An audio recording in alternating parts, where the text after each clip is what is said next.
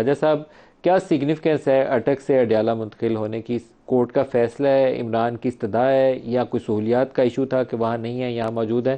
کیا سگنیفیکنس ہے اس کی؟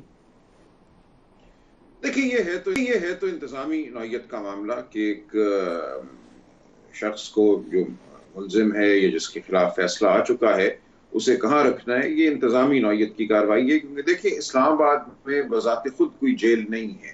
اٹک اور اڈیالہ دونوں پنجاب کی جیلیں ہیں. ان کو استعمال کیا جاتا ہے اسلام آباد میں دی گئی سزاؤں یا اسلام آباد میں چلنے والی کارروائی کے حوالے سے. تو یہ فیصلہ جو ہے عدالت کرتی ہے. پہلے بھی عدالت نے توشہ خانہ کیس میں تو یہی حکم دیا تھا کہ ان کو اڈیالہ منتقل کیا جائے، وہاں رکھا جائے. لیکن بعد میں غالباً سائفر والے مقدمے میں جج صاحب نے اٹک کا کہہ دیا تو یہ ان کو اٹک لے گئے. اس میں اور وجوہات بھی ہو سکتی ہیں کہ ان کو دور رکھا جائے لوگوں سے، لوگوں کا کوئی ہجوم اکٹھا نہ ہو. اب جو اڈیالہ جانا ہے یہ انتظامی نوعیت کا معاملہ ہے، پر خیال یہ کیا جا رہا ہے کہ چونکہ شاہ محمود قریشی صاحب بھی اڈیالہ میں ہیں تو وہاں شاید جیل کے اندر کوئی یہ جوائنٹ ٹرائل ان کی کرنے کا ارادہ ہو.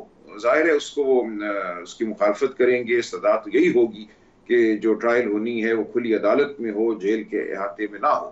لیکن ہو سکتا ہے یہ ارادہ ہو ارادہ سازوں کا. آپ کا خیال یہ ہے کہ یہ جو سائفر والا معاملہ ہے اس کی کارروائی اڈیالہ جیل کے اندر شاہ محمود قریشی کے خلاف بھی اور عمران خان کے خلاف بھی چل سکتی ہے؟ یہ آپ کو اندیشہ ہے؟ دیکھیں یہ ممکن ہے کہ یہ خواہش ہو. میری نظر میں یہ خواہش کوئی جائز خواہش نہیں ہوگی. ہر مقدمہ جو ہے وہ ایک کھلی عدالت میں چلنا چاہیے جہاں سب اس کو دیکھ سکیں، صحافی بھی دیکھ سکیں، دیگر عام شہری بھی دیکھ سکیں. یہ ایک بڑا بنیادی اصول ہے. انصاف جو ہے وہ ہوتا نظر آنا چاہیے. ایک بند کمرے میں، ایک بند احاطے میں انصاف جو ہے وہ مشکوک ہو جاتا ہے. لہٰذا اگر کسی کی یہ خواہش ہے کہ ان کو اڈیالہ جیل میں ٹرائی کیا جائے تو اس کی بھرپور مخالفت میں سمجھتا ہوں صحافتی حلقوں کو بھی کرنی چاہیے اور معاشرے کو بھی کرنی چاہیے.